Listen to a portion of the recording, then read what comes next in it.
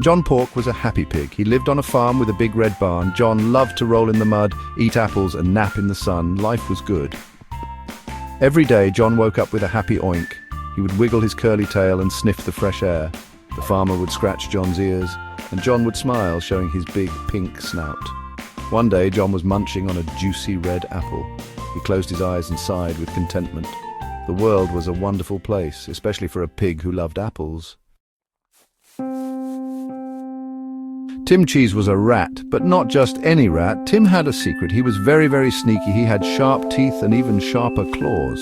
Tim lived under the big red barn. Tim watched John Pork every day. He watched him eat, he watched him sleep, he watched him roll in the mud.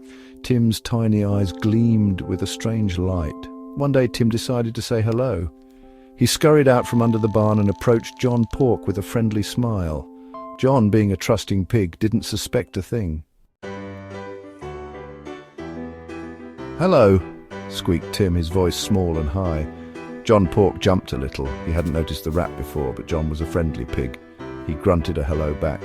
"What's your name?" asked John, munching on a carrot. "I'm John Pork."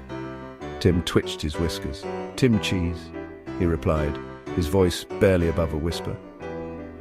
They talked for a long time that day, John with his booming laugh and stories of the farm, Tim quiet and listening, his beady eyes never leaving John. A strange friendship began to bloom. Every day Tim and John would meet by the big red barn. John would share his apples and stories.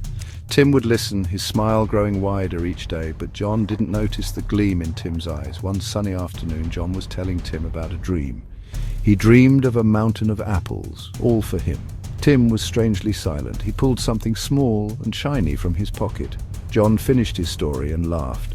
He opened his eyes, expecting to see Tim's wide grin. But Tim was gone. All that remained was a faint smell of cheese and a chilling silence.